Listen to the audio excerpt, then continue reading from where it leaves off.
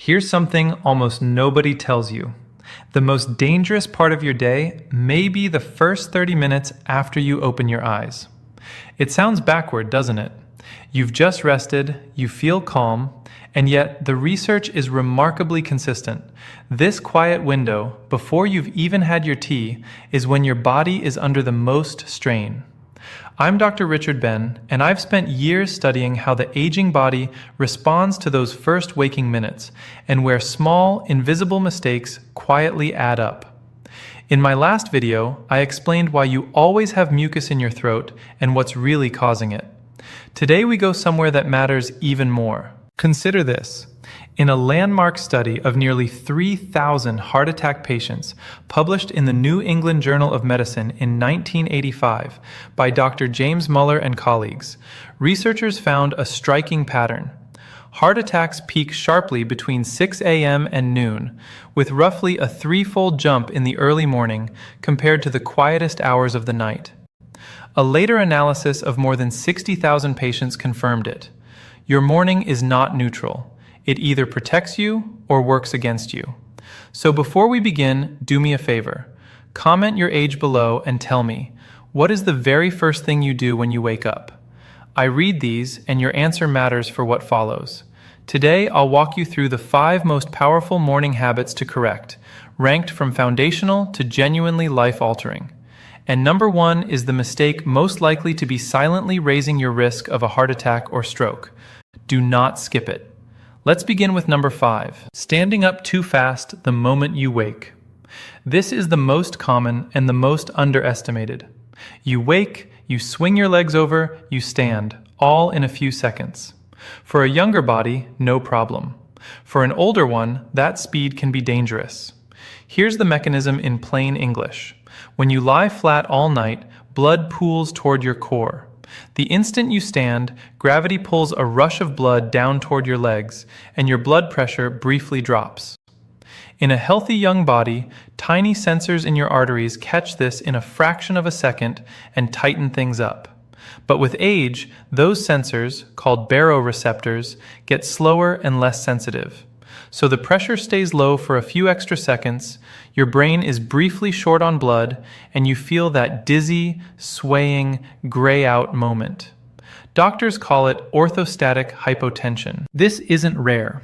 A 2020 systematic review in the Journals of Gerontology found that about 22% of community-dwelling older adults have orthostatic hypotension, more than 1 in 5, and it carries real consequences.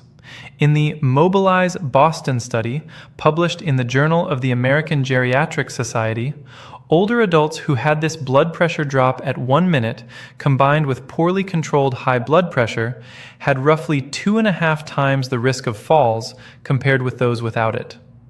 A separate Finnish study in the Journal of the American Medical Directors Association in 2021 found nearly a quarter of older adults dropped their pressure within 30 seconds of standing, and that early drop predicted falls over the following year. Picture someone like Harold, 72, who lived alone and prided himself on hopping out of bed the second the alarm rang. One morning, the room spun. He grabbed for the dresser and went down, a fractured wrist. Nothing was wrong with his heart. He was simply standing up faster than his aging circulation could handle. Once he learned to rise in stages, the dizziness faded and the near falls stopped. Here's how this changes with age. After about 60, your baroreceptor reflex weakens. Your total blood volume tends to run lower, and many common medications, for blood pressure, for the prostate, for mood, deepen the morning drop. So the same movement that was harmless at 40 becomes a genuine fall risk at 70. The fix costs nothing. When you wake, sit up slowly. Sit on the edge of the bed for a full 30 to 60 seconds. Pump your ankles up and down a few times to push blood back upward. Then stand and pause again before you walk. That's it. And here's your synergy tip, which connects straight to number 4. This reflex depends heavily on how much fluid is in your system overnight. A well-hydrated body holds its morning pressure far better than a dry one, which is exactly why the next mistake makes this one worse. Which brings us to number 4, not drinking water before anything else. You've gone 7 or 8 hours without a drop of water, breathing out moisture the entire night. You wake up mildly dehydrated every single morning. And most people reach for coffee, which nudges them drier still, before a single glass of water. Here's why that matters. Simply put, water is a major part of your blood. When you're low on fluid, your blood becomes thicker and stickier. Scientists call this higher blood viscosity. Thicker blood moves more sluggishly, your heart has to push harder, and the odds of a clot forming edge upward. Layer that on top of the body's natural early morning tendency toward clotting, and you can see why the waking hours are higher risk. The evidence points the same direction. A 2025 review in the Journal of the Neurological Sciences described how overnight dehydration raises blood viscosity and is proposed as a driver of wake-up stroke that begins during sleep or right as you wake. And this is not a fringe event. Reviews in Frontiers in Neurology report that roughly 20 to 25% of all ischemic strokes are wake-up strokes, with a 2011 study in neurology finding about 14% of ischemic strokes occurred during sleep. Meanwhile, a large database study in the Journal of Stroke and Cerebrovascular Diseases in 2025, drawing on some 3 million adults over 80, found a strong association between dehydration and stroke. Picture someone like Eleanor, 68, who never drank water until mid-morning and often felt foggy and headachy before lunch. She started keeping a glass on her nightstand and drinking it before her feet hit the floor. Within a couple of weeks, the morning headaches eased, and the lightheadedness she'd blamed on just getting older lifted. A simple glass of water was doing quiet work. How does age change this? Your sense of thirst genuinely dulls after 60. Your body needs fluid but doesn't signal for it as loudly. Your kidneys hold water less efficiently, and many seniors deliberately drink less in the evening to avoid nighttime trips to the bathroom. All of it adds up to waking in a drier state than you realize. The fix, again, is free. Keep a full glass or bottle of water at your bedside. Drink it, ideally room temperature, before coffee, before tea, before you stand. 10 to 16 ounces is plenty. And the synergy runs both directions. Rehydrating first thing helps your blood pressure hold steady when you stand, softening mistake number 5. And it primes your body to absorb what comes next, because water on an empty stomach sets you up perfectly for mistake number 3. Now we're getting serious. Number 3, skipping breakfast, or treating it as optional. For years, skipping breakfast was fashionable, but for an older adult, the pattern carries a measurable cost, and the data here is unusually strong. The mechanism first. Overnight, your body runs down its easily available fuel. Skip breakfast, and you stay in a stressed, running on empty state longer, which can spike stress hormones, unsettle blood sugar, and, over years, nudge blood pressure and cholesterol in the wrong direction. Breakfast, in effect, tells your body the emergency is over. The numbers are hard to ignore. A 2019 study in the Journal of the American College of Cardiology, following a national sample of 6,550 American adults, found that people who never ate breakfast had an 87% higher risk of death from cardiovascular disease compared with daily breakfast eaters. That's the hazard ratio of 1.87. A 2020 meta-analysis in clinical nutrition, pooling over 221,000 people, found breakfast skippers had about a 22% higher risk of cardiovascular disease and a 25% higher risk of death from any cause. And a 2022 analysis in the Journal of the Academy of Nutrition and Dietetics put the increase in cardiovascular death risk at around 40% for breakfast skippers. Picture someone like Frank, 65, who ran on black coffee until noon because he wasn't hungry. He was often shaky and irritable by late morning and snacked heavily in the afternoon. When he added a simple breakfast, oats, an egg, a piece of fruit, the shakiness settled, the afternoon cravings shrank, and his next round of blood work looked steadier than it had in years. Age sharpens the stakes. After 60, blood sugar control naturally becomes less flexible, so long fasts hit harder. Muscle is also easier to lose and harder to rebuild, and a protein-containing breakfast helps protect it.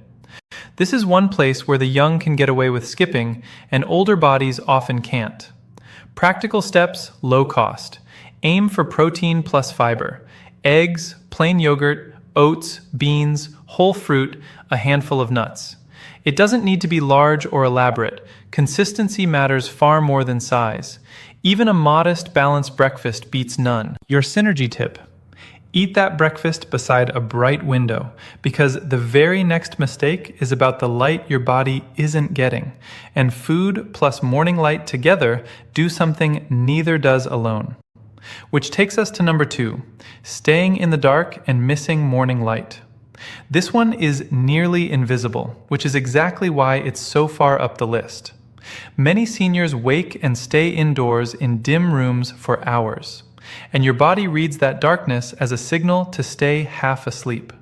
Here's the mechanism. Deep in your brain sits a master clock that keeps your sleep, mood, hormones, and alertness on a 24-hour rhythm. That clock is set primarily by bright light hitting your eyes in the morning. Morning light effectively presses start on your day, sharpening alertness, lifting mood, and, crucially, helping you sleep better the following night.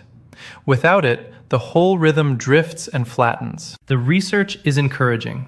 In a landmark randomized trial published in JAMA in 2008 by Riemersma Vanderleck and colleagues, increasing daytime bright light for older adults in care facilities slowed cognitive decline by about 5% and reduced depressive symptoms by roughly 19%, simply by brightening their environment. And a 2025 daily diary study in the Journal of Health Psychology, following adults over many weeks, found that morning sunlight exposure predicted better sleep quality the very next night. Picture someone like Doris, 74, who kept her curtains drawn and dozed on and off through the morning, then struggled to sleep at night. When she began taking her tea on a sunlit porch for 20 minutes each morning, her nights slowly knit back together, falling asleep easier, waking less, and the low gray mood that had settled over her mornings began to lift. Age makes this urgent. As we get older, we spend more time indoors and less in daylight, and the aging eye lets in less light to begin with, so the circadian clock gets a weaker signal precisely when it needs a stronger one. That's a major reason sleep and mood so often unravel with age. The fix is beautifully free. Within an hour or two of waking, get your eyes into bright light for 15 to 30 minutes. Step outside, sit by an open window, take a short walk. No sunglasses for those few minutes. The light needs to reach your eyes. Even a cloudy sky is far brighter than any indoor room. Synergy tip. Pair morning light with a short walk, and you tackle mistakes 2 and 1 at once, because gentle morning movement in daylight is one of the best ways to tame the single most dangerous mistake of all. And now, the one I told you not to skip. Number 1, rushing straight into a stressful, high-exertion morning. This is the mistake most likely to be quietly raising your risk of a heart attack or a stroke, and almost nobody thinks of it as a mistake at all. You wake and you launch. Leap up, rush around, race to an appointment, or throw yourself into strenuous effort, all while your body is already in its most vulnerable state. Here's why that's so risky, explained simply.